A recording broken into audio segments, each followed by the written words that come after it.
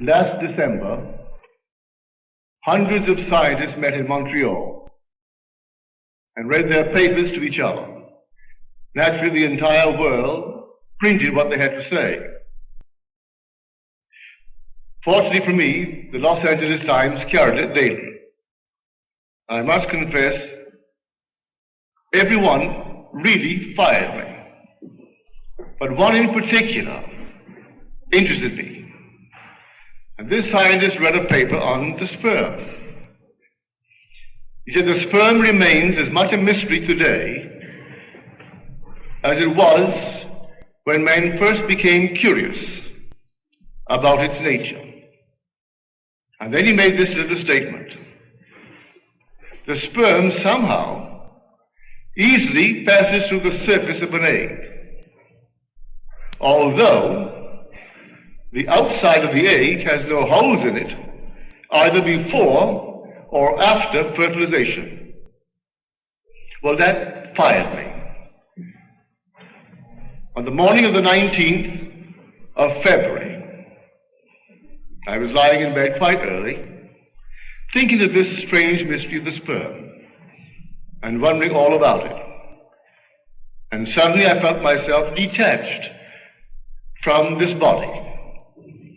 I was not in my room, but I was in a room, and the room was sealed. There was no entrance, no exit, just a sealed room. But as I entered it, it became alive, it became animated. Then I thought of my bed, my body, and in one moment I am back on my bed. I thought of another detachment. I'm in an entirely different room, but it's also sealed. How I got in, I do not know, other than I simply imagined myself away from my body. I did not single out the room. The room was completely sealed. No entrance, no exit. Then I thought, here are these unnumbered states of consciousness. You can't number them. You can liken each state to an egg. And every state remains just like the egg until fertilized. And the presence that fertilizes the egg is simply our consciousness. We must be in it to activate it, to animate it. You could this very moment single out any state, and by the use of your imagination, imagine that you're in it. You'd be in it. Think this very moment of your living room, or any room in your house. Take an object, a familiar object in your room, and bring it as close as you can. If it's really here, well then you can't be here in this room. As you become intense about it, concentrated on it, you are really where you are imagining yourself to be. For man being all imagination, he must be where he is in imagination. But what have I done there? I've fertilized it. I've actually made it real. And in a way that I do not know, I'm going to go there. But now you will say, naturally, I'm going to go there today. It's my home. I use that only to illustrate a point. You could take any place, no matter where it is, any part of the world. If you did the same thing to it that you would now do to your home, you will find yourself compelled to move across a bridge of incident leading up to the fulfillment of that state. You don't devise the means, but there's so many little facets to this wonderful art of imagining. I'll tell you one to show you the danger. When one wants one thing above all things in this world, and they're willing to sacrifice their moral, ethical code, in fact, every code. It also works. That's why I warned you in my last book, I can only acquaint you with the law and leave you to your choice and its risk. And I mean risk. I call this lady a friend. She is a friend. I'm not here to judge anyone in the world. And she is my friend living in New York City. When she was a young girl, she was as poor as a church mouse. She had nothing. Her only claim to recognition was the fact she descended physically from the Adamses, our presidents. And she was very proud of that fact, very proud. But she had no money. The one thing she wanted above everything in this world was money. And I don't mean a few $100,000. I mean money, in the true sense of the word.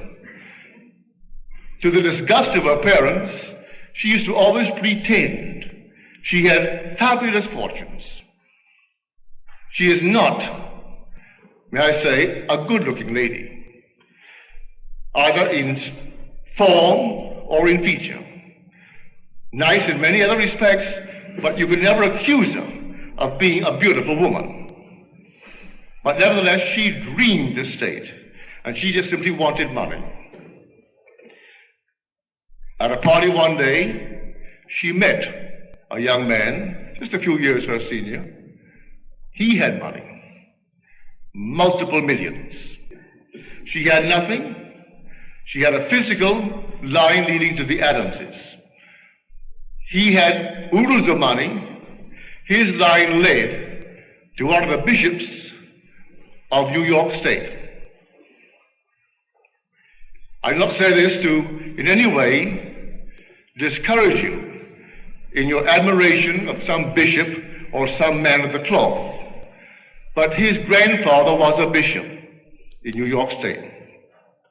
He knew all the lovely parcels of, real estate, where tomorrow, if he could hold on to it, what it would be worth. And so here's a bishop of the church.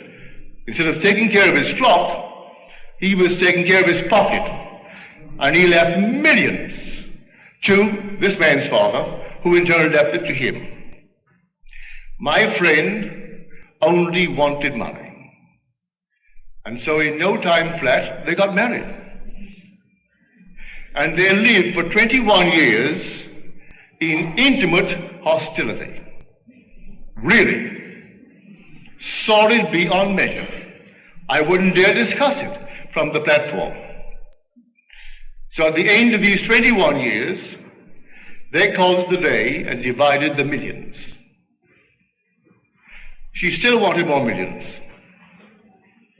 She could open Tiffany with her diamonds and her jewelry. Still wanted more. She had a little cousin who always worked for a salary. But he got in on the ground floor when our huge big corporations of the day were being organized. Saved his money. He was a bachelor. He lived alone, very frugal. And he bought a little bit of this stock, a little bit of that, never touched it. It split and split and split and split. Year before last, he had the presence of mind to die. The only member of his family that would ever see him was this lady. She knew in some strange way he had money. She would bring him home for an occasional dinner, would call him on the phone. So when they found his will, she was the only member of the family named in the will. He has other first cousins, but they were above it all. They came from the Adamses. And he must be on the outside or something. But he was not what they would cultivate. When the will was read, my friend and my friend alone got it. The last estimate, they're still finding it. He put it in this bank, in that box, in the other box, well over $1 million. The stocks and bonds are worth, and she got it all. Now her cousins aren't speaking to her because she got it. The price she paid for money, I hope that no one here will be willing to pay. She could have had all the millions she now has, plus happiness. She could have, if she only knew the law. You want it, but you condition it. You want it with dignity. That statement of Millikan. I have a lavish, steady, dependable income, consistent with integrity and mutual benefit. That's our great Millikan. He was a poor boy too, and he grew tired of his poverty. And the story is told me by the one who interviewed him after he got the prize, the Nobel Prize, in this cosmic ray studies. And he said to her, the interviewer, I was a poor boy, raised in a nice environment. My father was a traveling minister. He had no money, but he gave us good books. We were always playing games, a strong body and a strong mind. But he had a code, a decent code. And so I wanted money, but I wanted it in this manner. So I locked myself in a room one day.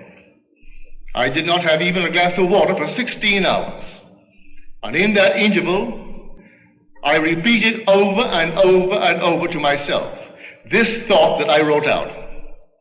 I have, in the present tense, I have a lavish, steady, dependable income, consistent with integrity and mutual benefit. Well, he certainly earned it. He had all these things when he died. He had the respect of the world. He gave to the world as much or more than they gave to him. Yes, he had millions. But look what he gave to the world. That's how he wanted it. My friend could have done something similar, but no, she wanted money. And she was willing to pay the price, any price, and how she has paid it. So I warn you, yes, you want something, and the thing that will fertilize it is your own wonderful human imagination. But you know exactly what you want, occupy it. I find one of the great fallacies of the world is perpetual construction, deferred occupancy. We know what we want, but we leave it out there and hope that the passing of time will make it. It won't do it. I have to occupy it and make there here. I'll make then now, and dwell in it just as though it were true. And if I dwell in it just as though it's true, though 1 second later the phone rings and breaks the spell, or someone calls me, or I wake from it, I have fertilized it. You go into the state and you fertilize it. I may not recognize my harvest when it comes in due season. It'll come. May not come tonight, may not come tomorrow, but it will come because I fertilized it. I went into a state, occupied it, and the whole thing becomes fertilized. But every egg has its own appointed hour, and it ripens and it will flower. If to me it seemed long, then I must wait, for it is sure, and it will not be late. These infinite states of the world are waiting for occupancy, waiting to be fertilized by us. That's why we must become so extremely discriminating. Know what you want and do make it conform to your code of decency, your wonderful ethical code. You don't have to in any way tarnish that code. You don't, to get what you want in this world. But men are not aware of that. And they're quite willing to tarnish it a bit to get what they really want in this world.